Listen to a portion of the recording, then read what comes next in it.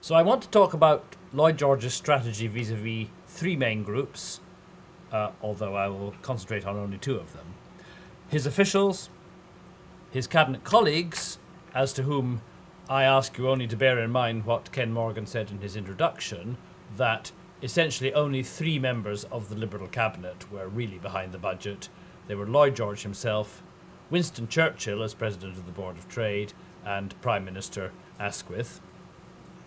And then I want to finish on the behaviour of the Unionist opposition, the, as we now know in retrospect, self-destructive behaviour of the Unionists.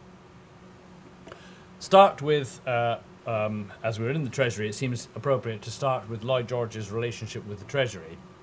As Ken briefly mentioned in his introduction, Lloyd George's relationship with his permanent secretary, Sir George Murray, was appalling.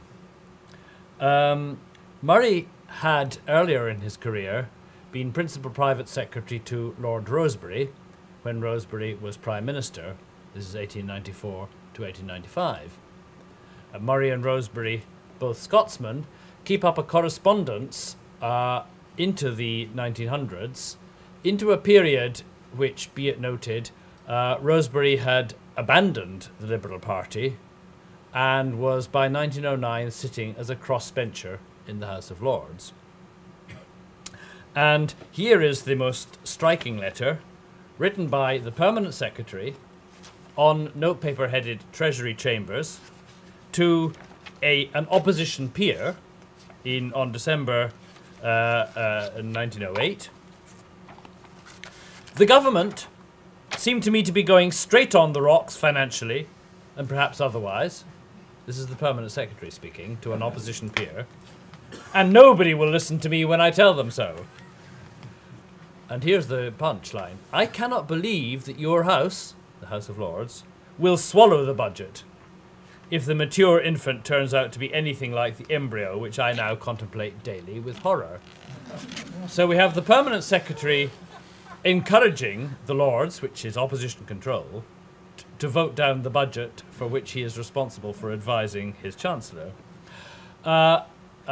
I presented this letter at an earlier seminar some years ago here, which was attended by Gus O'Donnell, who used this letter in an article he wrote for a Civil Service Commission book, Changing Times, in which he said, and I agree with him, that those who talk about golden ages in the past when there were proper relationships between civil servants and ministers, unlike the improper relationships which are held to take place now, ought to beware of golden ageism and what Sir George Murray was up to during the process of the 1909 budget is really quite striking.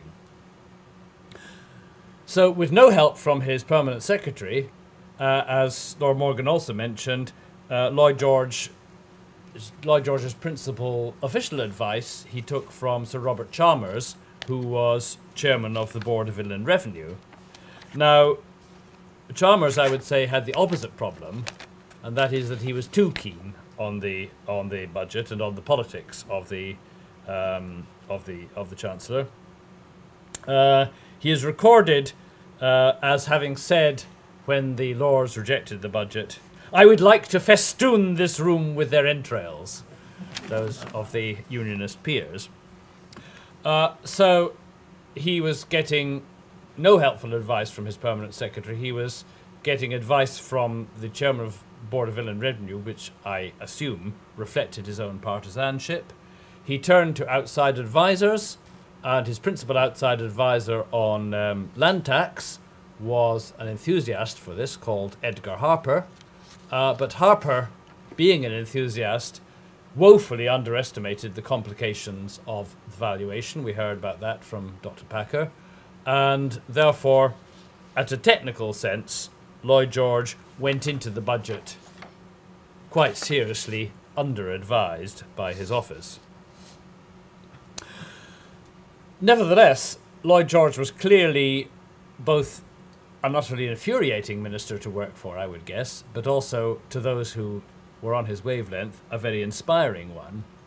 The best evidence for this comes from a memoir written by one of the civil servants who assisted him with national insurance in 1911, W.J. Braithwaite, published many years later under the title Lloyd George's Ambulance Wagon. So the ambulance wagon, which was an image of Lloyd George's own, was the group of people who were coming to the aid of the crippled and sick and at risk of being unemployed, working class.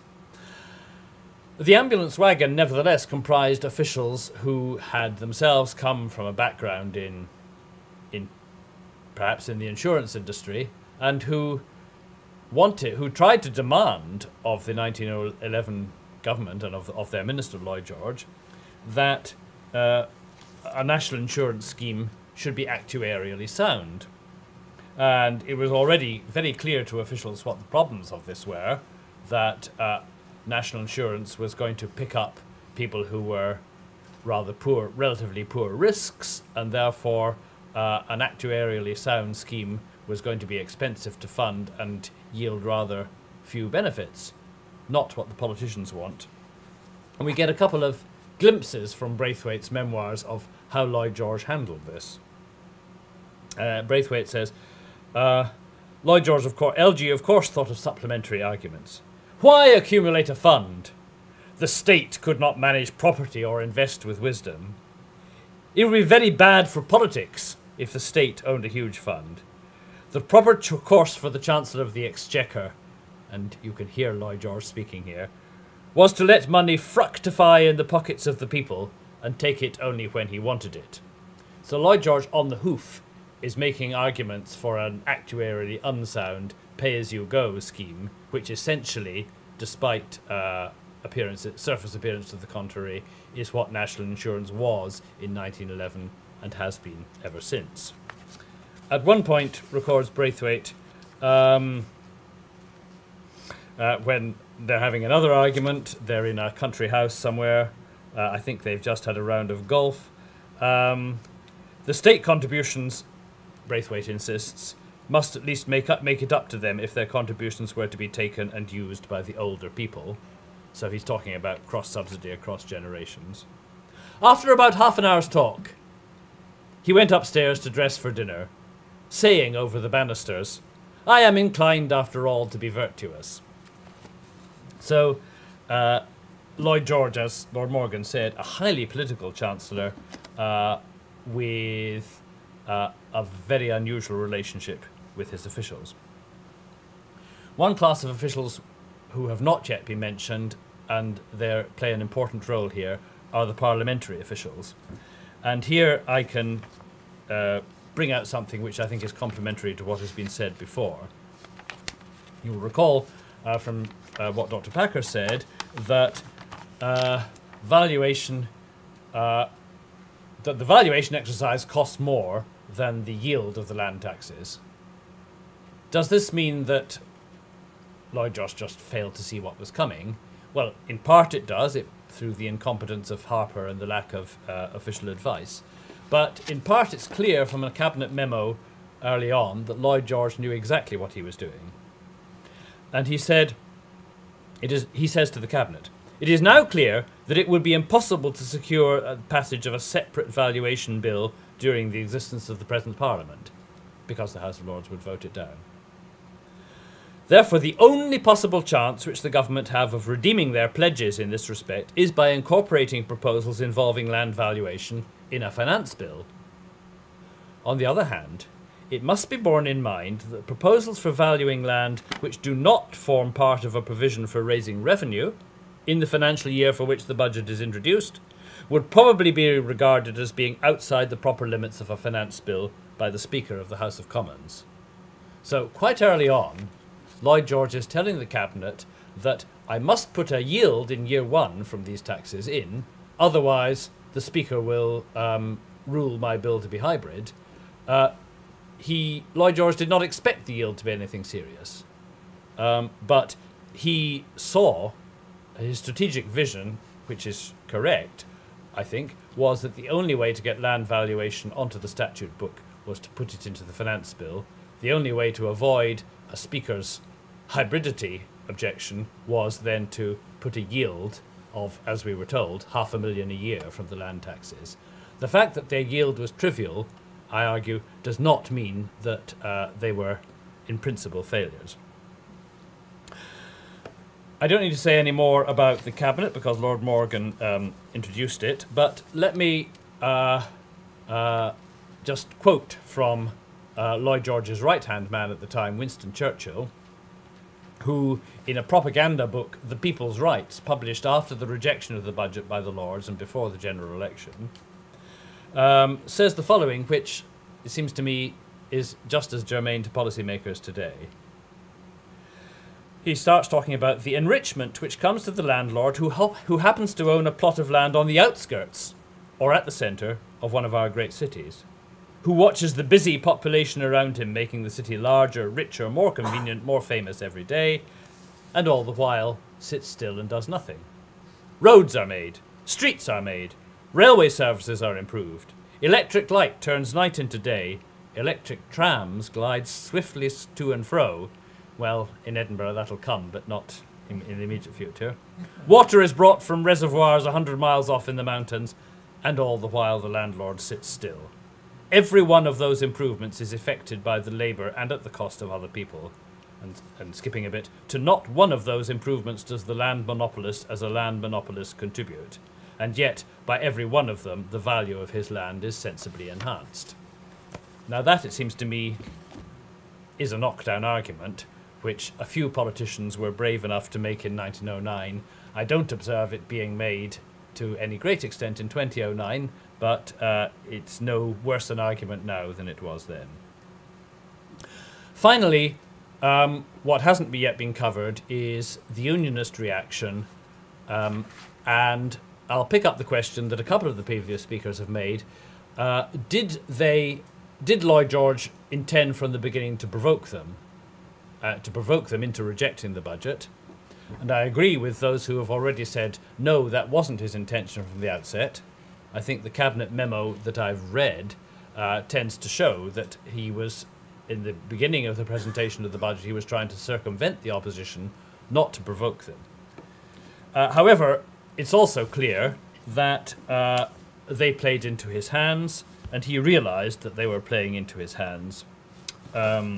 Here, as evidence in my book Rational Choice in British Politics a few years ago, I picked out a letter which he wrote to his brother, who was a confidant of his as a solicitor in North Wales. He says, in August of 1909, "There is undoubtedly a popular rising such as has not been witnessed over a generation. What will happen if they throw it out, I can conjecture, and I rejoice at the prospect." So this is by August.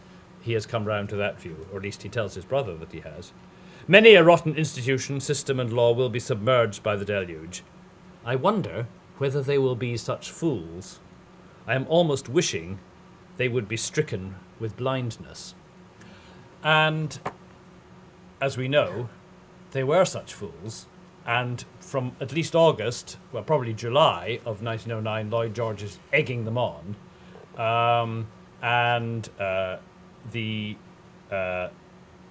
above all, the landed interest in the House of Lords falls straight into his trap. The Duke of Buccleuch announced that because of the swingeing impact of land tax, he would no longer be able to pay a guinea subscription to his local football club. This was made up by quite a number of Liberal MPs making shilling subscriptions to the football club in Dumfries. And undoubtedly by October of 1909, Lloyd George was in egging on mood. Nobody has yet quoted the great Newcastle speech, so I'm going to take the liberty of doing so. The question will be asked, should 500 men, ordinary men, chosen accidentally from among the unemployed, override the judgment, the deliberate judgment of millions of people who are engaged in the industry which makes the wealth of the country? That is one question. Another will be, who ordained that a few should have the land of Britain as a perquisite? Who made 10,000 people owners of the soil and the rest of us trespassers in the land of our birth? they don't do political speeches like that anymore. So the remaining question is, why did the Unionists fall into Lloyd George's trap, as it undoubtedly was by the autumn of 1909? Well, the Conservative and Unionist Party had at the time a weak Commons leader and a strong and I think very limited Lords leader. The weak Commons leader, A.J. Balfour, had first of all an extremely small Commons parliamentary party because of the landslide in seats of 1906. It was also a deeply divided party, as we've heard from Dr. Trentman. The protectionists were dominant by 1909, but there were still some free traders, and I would class the plight of the Conservative Party in 1909 as being very similar to the plight of the Conservative Party in 1992-7, when it was equally deeply divided over Europe. The leader of the Unionists in the Lords, Lord Lansdowne, himself an Irish landowner, think of Lansdowne Park in Dublin, had all the extremism of his predecessor, Lord Salisbury, but none of Lord Salisbury's guile or capacity to pull back when things became too extreme. And I think the simplest and most vulgar explanation of the Lords' resistance is a vulgarly Marxist one. Karl Marx actually himself got it wrong, because in 1852 he wrote that the repeal of the Corn Laws in 1846 has transformed the class struggle in Britain from one between land and capital to one between capital and labour. But in fact, Karl Marx forgot about the House of Lords. In the House of Lords, it was still a class struggle between the interests of land and everybody else. And hence, I believe, the Lords' utterly self-destructive behaviour, because I think the evidence of by-election trends is that the Liberals and Allies would not have won the general election of January 1910 but for the rejection of the budget by the House of Lords. So I'll leave it there. Thank you.